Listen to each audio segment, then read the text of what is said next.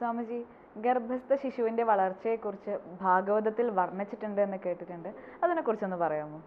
ശ്രീമദ് ഭാഗവതത്തിൽ ഗർഭസ്ഥ ശിശുവിനെ കുറിച്ചുള്ള വർണ്ണന കപില ഭഗവാൻ അമ്മയായ ദേവഹൂതിയോട് പറയുന്നത് വായിച്ചാൽ നാം ഭാഗവതത്തെ നമസ്കരിച്ചു പോകും. ഇന്നത്തെ മെഡിക്കൽ സയൻസ് പോലും ആ ഭാഗവതത്തിൻ്റെ മുന്നിൽ പ്രണാമങ്ങൾ അർപ്പിക്കും. കാരണം ഇന്ന് മെഡിക്കൽ സയൻസ് പഠിപ്പിക്കുന്ന, ഗൈനക്കോളജിക്ക് പഠിപ്പിക്കുന്ന ഓരോ മാസത്തെയും ഓരോ ആഴ്ചയിലെയും കുട്ടിയുടെ വികാസത്തെക്കുറിച്ച് അതിഗംഭീരമായി ഒരു സ്കാനിങ് മെഷീനില്ലാതെ തൻ്റെ അന്ധക്കണ്ണുകൊണ്ട് എന്ന് പറഞ്ഞാൽ ജ്ഞാനക്കണ്ണുകൊണ്ട് സ്കാൻ ചെയ്ത് പറയുന്ന ആ കപിലവാസുദേവൻ്റെ അറിവിൻ്റെ മുന്നിൽ നമ്മൾ നമസ്കരിക്കും. ശ്രീമദ് ഭാഗവതത്തിൽ 3-ാം സ്കന്ധത്തിൽ 31-ാം അധ്യായത്തിലാണ് ഈ വിഷയം അവതരിപ്പിക്കുന്നത്. അപ്പോൾ അവിടെ ആദ്യം പറയുന്നത് കർമ്മണ ദൈവനേത്രേണ ജന്തുർദേഹോപപത്തയെ, ഇങ്ങനെയാണ് ആ ശ്ലോകം തുടങ്ങുന്നത്. അതായത് കർമ്മണ എന്ന് പറഞ്ഞാൽ ഓരോരുത്തരും ഉണ്ടാക്കി വെച്ചിട്ടുള്ള കർമ്മ സംസ്കാരം. ഇപ്പം നിങ്ങളിലും എന്നിലൊക്കെ ഉള്ള വികാരങ്ങൾ, വിചാരങ്ങൾ, ബുദ്ധി, കഴിവ് തുടങ്ങിയുള്ള ചിന്തകൾ, ഇതൊന്നും ഈ ശരീരം നശിച്ചു പോകുന്ന സമയത്ത് അല്ലെങ്കിൽ മരിക്കുന്ന സമയത്ത് നശിക്കുന്നില്ല. ഈ ചിന്തകൾക്ക് നാശമില്ല. ഈ ചിന്തകളൊക്കെ പ്രാണൻ, ഈ ചിന്തകളെ നമ്മുടെ ശരീരത്തിൽ നിന്ന് പ്രാണനാണ് ഇതിനെയൊക്കെ കൊണ്ടുപോകുന്നത്. പ്രാണൻ ഇതിനെ കൊണ്ടുപോയി ഒരു അച്ഛനാകാൻ പോകുന്ന ആളുടെ ബീജത്തിൽ ചേർക്കും. അങ്ങനെ അവിടെ അസോസിയേറ്റ് ചെയ്ത് പിന്നെ അത് അമ്മയുടെ ഗർഭപാത്രം അന്വേഷിച്ച് നടക്കുകയാണ്. അവിടെ ഞാൻ നേരത്തെ പറഞ്ഞ പോലെ അമ്മയുടെ മാനസികാവസ്ഥയ്ക്കനുസരിച്ച് ഈ സ്പേമിൽ ഒരു സ്പേം അണ്ഡവുമായി ചേരും. അങ്ങനെ ഗർഭാശയത്തിൽ പ്രവേശിക്കും. അവിടുന്ന് ഒരു മാസമാകുമ്പോൾ ഒരു കൊഴുത്ത ഒരു പദാർത്ഥമായി അത് അണ്ഡാകൃതിയിൽ കിടക്കുന്നതാണ്. അങ്ങനെ മാസേനത്തു, മാസം കൊണ്ട് അണ്ഡം എന്നാണ്, ഒരു അണ്ഡാകൃതിയാവും. 2-ാമത്തെ മാസമാകുമ്പോഴേക്കും അതിന് 1-ാമത്തെ മാസമാകുമ്പോഴേക്കും ഹൃദയമൊക്കെ വളർന്നു. ആ കുട്ടി 2-ാമത്തെ മാസമാകുമ്പോഴേക്കും ശിരോദ്വാഭ്യാം, ശിരസ് 2-ാമത്തെ മാസമാകുമ്പോഴേക്കും വന്നു.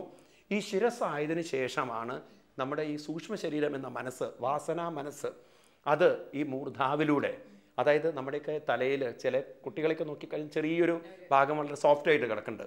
അതിനെ ബ്രഹ്മരന്ധ്രം എന്ന് പറയാം. അതിലൂടെ പ്രവേശിച്ച് ഉള്ളിലേക്ക് എത്തിക്കഴിഞ്ഞാൽ പിന്നെ അവിടുന്ന് ഡിസൈൻ ചെയ്യേ 3-ാമത്തെ മാസമാകുമ്പോഴേക്കും ആ കുട്ടി ആണാവണോ പെണ്ണാവണോ എന്ന് തീരുമാനിച്ചു കഴിഞ്ഞു. ത്രിപി എന്ന് പറഞ്ഞാൽ 3-ാമത്തെ ലിംഗചിന്ദ്രോദ്ഭവം.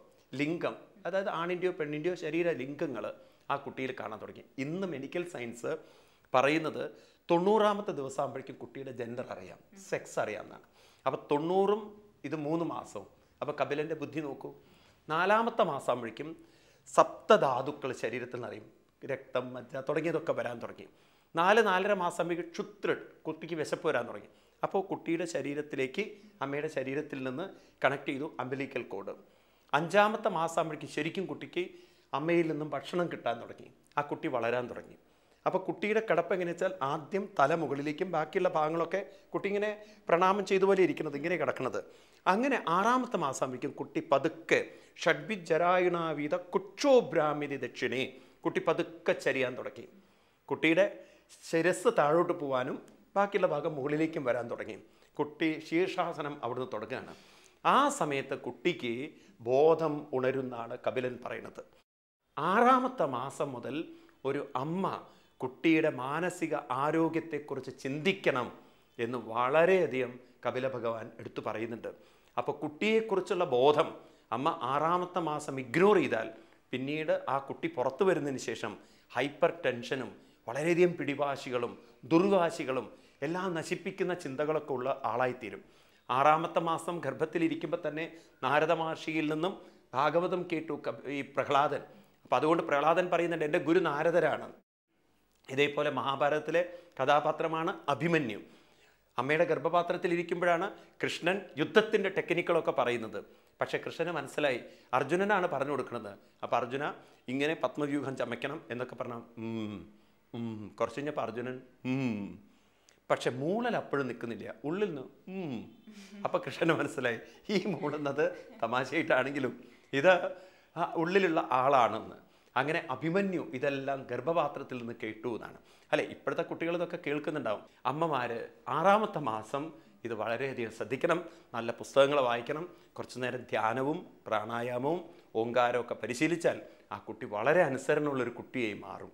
പിന്നീട് അടുത്ത കാര്യം കപിലൻ പറയുന്നത് അമ്മമാർ അനുഷ്ഠിക്കേണ്ട ഭക്ഷണ രീതികളെക്കുറിച്ചാണ്. അതും പറഞ്ഞിട്ട് പിന്നെ പറയും 7, 8, 9 മാസമാകുമ്പോഴേക്കും കുട്ടി ക്രമേണ ആ തലയെല്ലാം താഴെ വന്ന്. ഇവിടെ ഒരു കാര്യമുള്ളത്, അമ്മയുടെ ടെൻഷൻ കൂടുമ്പോൾ ഈ ശിരസ് മുഴുവൻ അങ്ങോട്ട് വീഴില്ല. അത് ചിലപ്പോൾ അമ്മയുടെ ശരീരത്തിലുള്ള കുടൽമാലകളിലൊക്കെ ഈ ഗർഭാശയത്തിലുള്ള ഇതിലൊക്കെ കുരുങ്ങിപ്പോവും.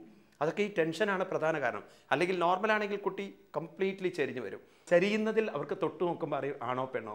അങ്ങനെയൊക്കെയാണ് പണ്ട് ഈ കുട്ടികളുടെ ജെൻഡർ അറിഞ്ഞതെന്ന് പറയാൻ. ഏതായാലും കുട്ടി കംപ്ലീറ്റ് അങ്ങോട്ട് വന്ന് ഗർഭാശയത്തിൽ തയ്യാറായി. ഇപ്പോൾ ഫിലോപ്പിൻ ട്യൂബിലൂടെ കുട്ടി പുറത്ത് കിടക്കാൻ പോവുകയാണ്. ആ തയ്യാറാവുന്ന സമയത്ത് 8ാമത്തെ മാസം ഗർഭവേദന വന്നു. ഈ വേദന വരുമ്പോൾ പ്രസൂതി വായു, കുട്ടി ഗർഭാശയത്തിലുള്ള വായു കുട്ടി അങ്ങോട്ട് തള്ളുകയാണ്. അപ്പോൾ അതിലുള്ള കൊഴുത്ത വസ്തുക്കൾ, ഹെപ്നോട്ടിക് എന്ന് പറയുന്ന സാധനം, ഈ സാധനം കുട്ടി അങ്ങോട്ട്, അപ്പോൾ അത് കുട്ടി അങ്ങോട്ട് ഫ്ലോ ചെയ്യാൻ വേണ്ടി പ്രേരിപ്പിക്കും. ആ ഫ്ലോ ചെയ്യുന്ന സമയത്ത് അമ്മയുമായിട്ടുള്ള ബന്ധം കുട്ടിക്ക് അവിടെ നഷ്ടപ്പെടുകയാണ്. അതുകൊണ്ട് കുട്ടിയുടെ ഉള്ളിൽ ആദ്യം വരുന്ന വികാരം ഭയമായിരിക്കും. ആ ഭയത്തിലാണ് കുട്ടി പുറത്തു വരുമ്പം അങ്ങോട്ട് കരയുന്നത്. ഇത്രയൊക്കെ ഗംഭീരമായി ഗർഭാശയത്തിലുള്ള കുട്ടിയുടെ വളർച്ചയും അതിൻ്റെ മാനസികാവസ്ഥയും ഏതൊക്കെ വർണ്ണിച്ച കപിലന് നമ്മുടെ നമസ്കാരം, ഭാഗവതം പോലുള്ള ഗ്രന്ഥങ്ങൾ ഇതിനെക്കുറിച്ച് ആഴത്തിൽ പഠനങ്ങൾ നടത്തിയിട്ടുണ്ട്. അതുകൊണ്ട് എനിക്ക് അമ്മമാരോടും അതുപോലെ വിവാഹം കഴിക്കാൻ പോകുന്നവരോടും വിവാഹം കഴിച്ച ദമ്പതികളോടും പ്രത്യേകിച്ച് ഗൈനക്കോളജിക്കലായിട്ട് ഡോക്ടേഴ്സിനോടും എനിക്ക് പറയാനുള്ളത്, ദയവിചാരിച്ച് നിങ്ങൾ ശ്രീമദ് ഭാഗവതത്തിലെ 3ാം സ്കന്ധത്തിലെ 31ാം അധ്യായം ഒന്ന് വായിക്കണം. അതിൻ്റെ പരിഭാഷ സംസ്കൃതത്തിലായതുകൊണ്ട് അതും കൂടെ വായിക്കണം. മലയാളത്തിലൊക്കെ നമുക്ക് അർത്ഥമുള്ള പുസ്തകങ്ങൾ കിട്ടും. എന്നിട്ട് എന്താണ് ഭാരതീയ ഋഷീശ്വരന്മാർ ഈ വിഷയത്തിൽ പറഞ്ഞതെന്ന് ഉൾക്കൊള്ളണം. ഇത് നിങ്ങൾ മറ്റുള്ളവർക്കും പറഞ്ഞു കൊടുക്കണം. നമ്മുടെ മഹത്തായ സംസ്കാരം ഗർഭധാരണത്തെക്കുറിച്ച് വളരെ ഗംഭീരമായിട്ടൊരു സംസ്കാരം നമുക്ക് തന്നിട്ടുണ്ട്. അതിനെ നമുക്ക് പ്രചരിപ്പിച്ച് എല്ലാ കുട്ടികളെയും സത്സന്താനങ്ങളെ ധരിക്കുന്ന അല്ലെങ്കിൽ മഹാന്മാരെ ധരിക്കുന്ന അമ്മമാരാക്കി മാറ്റാൻ നമുക്ക് സാധിക്കട്ടെ. സ്വാമിജി, ഇപ്പോൾ ഗർഭിണികളുടെ ഭക്ഷണക്രമത്തെക്കുറിച്ച് പറഞ്ഞല്ലോ, അതിനെക്കുറിച്ചൊന്ന് കൂടുതൽ വിശദീകരിച്ച് പറയാമോ? തീർച്ചയായിട്ടും. നമ്മുടെ ശരീരത്തിൽ നമ്മുടെ നാവിന് 6 രസങ്ങളാണ് ആസ്വദിക്കാനുള്ള കഴിവ്. നിങ്ങൾക്കറിയുമെന്നറിയില്ല, എരിവ്, പുളിവ്, ഉപ്പ്, ചവർപ്പ്, കയ്പ്പ്, മധുരം. അപ്പോൾ ഇത്തരം രസങ്ങൾ കുട്ടികൾക്ക് അതിനെ മുഴുവൻ ആസ്വദിക്കാനുള്ള കഴിവുണ്ട്. പക്ഷേ എന്ത് പറ്റുമെന്ന് ചോദിച്ചു കഴിഞ്ഞാൽ, ഗർഭിണികൾ കൂടുതൽ എരിവ് കഴിച്ചാൽ അപ്പോൾ ആ കുട്ടിയുടെ സിസ്റ്റം അങ്ങനെയായി മാറും. അപ്പോൾ അത് ഗർഭാശയത്തിൽ വെച്ച് തന്നെ കുട്ടിക്ക് അതീവ പീഡ കൊടുക്കും. കാരണം കുട്ടിയുടെ ബോഡി പ്രിപ്പയർ അല്ല അതിന്. അമ്മ കഴിക്കുന്ന എന്തായാലും കുട്ടിയെ സ്വാധീനിക്കുന്നുണ്ട്. അതേപോലെ കൂടുതൽ ഉപ്പുള്ളത്, കൂടുതൽ പുളിവ്, ഇതൊക്കെ കഴിക്കുമ്പോൾ കുട്ടിയിൽ കൃമികളും വന്ന് നിറയാനുള്ള സാധ്യതകൾ കൂടുതലാണ്. അതുപോലെ നോൺ വെജും കഴിയുന്നത്ര ഗർഭിണികൾ കുറയ്ക്കണം. കാരണം നോൺ വെജ് കഴിക്കുന്ന സമയത്ത് അതിൽ കൂടുതൽ ഈ രൂക്ഷഗന്ധങ്ങളുള്ള സാധനങ്ങളാണ്. ഇത് കുട്ടിയുടെ മാനസികമായ ആ സമയത്തുള്ള അവസ്ഥയെ അങ്ങോട്ട് താളം തെറ്റിക്കും. അതുകൊണ്ടാണ് കുട്ടികൾ റെബലായിത്തീരുന്നത്. ഈ മാംസം കഴിക്കുന്ന അമ്മമാരിൽ നിന്നുണ്ടാകുന്ന കുട്ടികൾ പൊതുവെ റെബലിയൻ കുട്ടികളായിട്ടാണ് കാണുന്നത്. ഭയങ്കര അക്രമവാസന. അതുകൊണ്ട് നിങ്ങൾക്ക് കാണാം, ആ സംസ്കാരത്തിലൂടെ വരുന്ന കുട്ടികളിലാണ് ഏറ്റവും ഇത്തരത്തിലുള്ള ഭീകരതകളൊക്കെ കാണുന്നത്. ഒരു ശാന്തത അവർക്കില്ലാത്തത്. അതുകൊണ്ട് ഭക്ഷണത്തിൽ വളരെയധികം അമ്മമാർ ശ്രദ്ധ വയ്ക്കണം. കഴിയുന്നത്ര എരിവില്ലാത്ത, പുളിവും ചവർപ്പും കയ്പുമില്ലാത്ത, ഒരുപക്ഷെ നിങ്ങളുടെ നാവിനത് രുചി ഉണ്ടാവില്ല, പക്ഷേ കുട്ടിയുടെ വളർച്ചയ്ക്ക്, അവൻ്റെ ആരോഗ്യത്തിന്, അവൻ്റെ മാനസികാരോഗ്യത്തിന് അത് വളരെ ആവശ്യകരമാണ്. കപിലൻ അത് എടുത്തു പറയുന്നുണ്ട്. ഇതേപോലെ തന്നെ നമ്മുടെ ആയുർവേദ ശാസ്ത്രവും ഇതിനെ എടുത്തു പറഞ്ഞിട്ടുണ്ട്. ആയുർവേദത്തിൽ പറയും കട്വാമ്ല ലവണ അത്യുഷ്ണ രൂക്ഷഗന്ധം തുടങ്ങിയിട്ടുള്ള ഭക്ഷണങ്ങളൊക്കെ ഗർഭിണികൾ കഴിയുന്നത്ര ഒഴിവാക്കണം. കപിലം അത് തന്നെ ആവർത്തിക്കുന്നു ഭാഗവതത്തിൽ. എന്നിട്ട് പറയും, ഇതൊക്കെ കഴിച്ചു കഴിഞ്ഞാൽ കുട്ടിക്ക് സർവാംഗോത്തിത വേദന, കുട്ടിക്ക് ശരീരം മുഴുവൻ വേദനിക്കത്രേ. അത് കഴിഞ്ഞോ ഈ ഭക്ഷണം കഴിച്ചിട്ട് അതിൽ നിന്നുണ്ടാകുന്ന കൃമികൾ, കൃമി എന്ന് പറഞ്ഞാൽ ചില അണുക്കൾ, ഇതൊക്കെ കുട്ടിയിലുണ്ടാക്കുന്ന ഇച്ചിങ്സ്, കുട്ടിക്കൊരു കംപ്ലീറ്റ്ലി ശരീരത്തിന് ഭയങ്കര ചൊറിച്ചൽ അനുഭവപ്പെടും. അതൊക്കെ കുട്ടിയിൽ ഒരു ക്ലേശം, അവിടെ ആ ഗർഭാശയത്തിൽ വെച്ച് കുട്ടിക്ക് ആകെ ഒരു അസ്വസ്ഥതയും വിങ്ങലും ഉണ്ടാക്കും. അത് തന്നെ കുട്ടിയെ റിബല്ലാക്കും, അങ്ങോട്ടൊരു പ്രതിഷേധവും പ്രതികാരമുള്ളൊരു കുട്ടിയാക്കി മാറ്റും. അങ്ങനെയായിരിക്കാം പല കുട്ടികളുടെയും ജീവിതം താളം തെറ്റുന്നത്. അതുകൊണ്ട് അമ്മമാർ, പ്രത്യേകിച്ച് ഗർഭിണികളായിട്ടുള്ള സ്ത്രീകൾ വളരെയധികം ഭക്ഷണത്തെക്കുറിച്ച് ശ്രദ്ധിക്കണം. ഒരു കുട്ടി റെബല്യനായി കഴിഞ്ഞാൽ, ഒരു കുട്ടി എസ്കിമ തുടങ്ങിയുള്ള രോഗമുള്ള ഒരു കുട്ടിയായി കഴിഞ്ഞാൽ, നിങ്ങളൊന്ന് ആലോചിച്ച് നോക്കും നിങ്ങളുടെ മാനസിക വിഷമം. നിങ്ങൾക്ക് എങ്ങനെയുള്ള സന്താനം വേണം? പണ്ടൊരു ചോദ്യം ചോദിച്ച പോലെ നിങ്ങളോട് ചോദിക്കുകയാണ്, നിങ്ങൾക്ക് നല്ല സംസ്കാരമുള്ള, നല്ല ചിന്തകളുള്ള, അങ്ങനെയൊരു മാർക്കണ്ഡേയനെ പോലുള്ള കുട്ടികൾ വേണോ? അതോ നിങ്ങൾക്ക് ദുഷ്ടനും നീചനുമായ 100 വയസ്സ് വരെ ജീവിക്കുന്നൊരു പുത്രൻ വേണോ? അത് നിങ്ങളാണ് തീരുമാനിക്കേണ്ടത്. നല്ല പുത്രനാവണമെങ്കിൽ ആഹാരത്തിൽ നിങ്ങൾ വളരെയധികം ശ്രദ്ധ പുലർത്തേണ്ടതുണ്ട്.